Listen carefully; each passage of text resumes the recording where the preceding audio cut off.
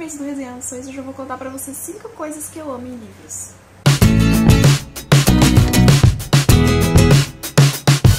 Já saiu aqui no Veda um vídeo falando sobre as 5 coisas que eu odeio em livros, então se você não conferiu eu vou deixar o link por aqui ou aqui embaixo na descrição do vídeo. E hoje eu vim fazer então os 5 coisas que eu amo em livros. A tag original, que era coisas que eu odeio em livros, foi criada pela Luana do Abstração Coletiva, e aí o André, do André Cefalia, foi tagueado e ele acabou fazendo ao contrário, que eram 5 coisas que ele amava em livros.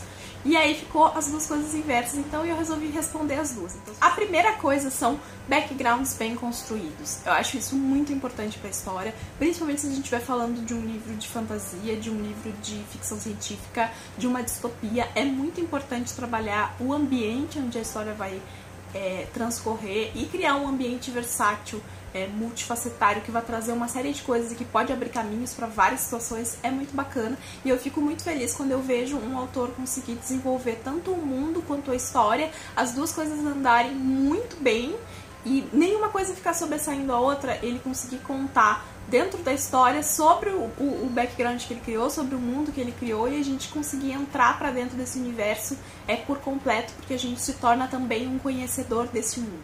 A segunda coisa são personagens com fatos ocultos ou multifacetários. Sabe aqueles personagens que tu acha que conhece e lá pelas tantas ele revela que ele é mais do que aquilo, ou que ele tem alguma coisa oculta, ou que ele esqueceu de contar alguma coisa que seria importante para a história. Eu acho isso muito legal, quando a gente descobre que um personagem tem mais do que aquilo que ele transparece. E isso não está explícito na história. E aí uma coisa que super combina com isso são plot twists. Eu adoro estar caminhando numa história achando que tá tudo caminhando bem, que eu tô entendendo o que tá acontecendo e vir um plot twist e mudar tudo. Se o plot twist for bom, se for pra chocar a história, se for pra sacudir, se for pra construir pra um ambiente legal, é muito, muito, muito bacana. E eu fico muito feliz que eu tipo, uou, eu não vi isso chegando. Eu realmente não vi isso chegando. E eu acho isso muito bacana. Uma coisa que eu amo muito em livros, que é até difícil de explicar, são os booms. Eu até já entrei em vários diálogos sobre isso, que aqueles livros onde os plot twists, ou as revelações, ou as mortes, ou as coisas chocantes, ou os desmembramentos da história não acontecem só no final. Quando o livro é bombardeado por isso em vários momentos, que deixa o leitor apreensivo em toda a história. Um desses livros que eu posso dar de exemplo pra vocês também é o Fúria Vermelha, mas é o Garoto dos Corvos da Meg Stiefvater, a série dos Corvos. Ela é assim, os livros são assim. Tu é bombardeado a todo momento com uma informação, talvez ela não se encaixe naquele momento, mas ela vai fazer sentido mais pra frente. Tu fica o tempo inteiro matutando sobre a história, em cima desses booms que vão acontecendo na história. Às vezes eu leio livros muito bons e eles não têm boom, sabe? Não tem nenhum momento que eu faço, uou, sabe? Aconteceu alguma coisa aqui. E isso pra mim é muito importante enquanto leitora, porque eu preciso ter esse salto, ou eu preciso ser preenchida de alegria lendo aquele livro. Então eu preciso de uma dessas duas coisas, e quando essas coisas não acontecem, eu nem sempre tenho uma experiência muito positiva com o livro. Então, a quinta coisa que eu amo em livros são pós-fácios de outras pessoas, comentando sobre o que aconteceu na história. Ou até do próprio autor, ou alguma informação a mais. Eu já descobri coisas muito legais em pós-fácios de livros. Por exemplo, Fahrenheit 451, da Biblioteca Azul, tem um pós-fácil onde o autor fala de finais alternativos que ele criou.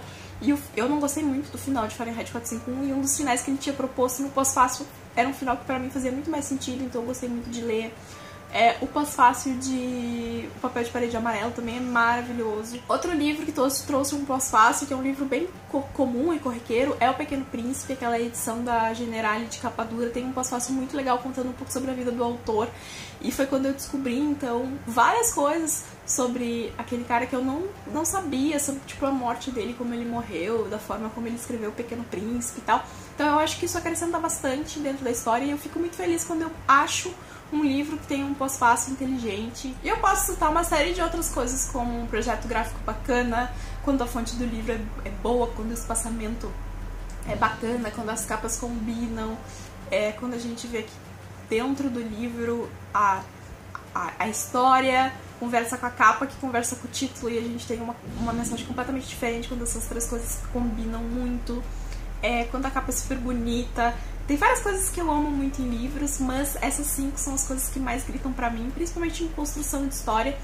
E eu acho super bacana. Esse é mais um vídeo do Veda. Me conta aqui embaixo quais são as coisas que você mais ama em livros. Se você gostou do vídeo, dá um joinha pra me ajudar na divulgação, se inscreve no canal e até o próximo vídeo.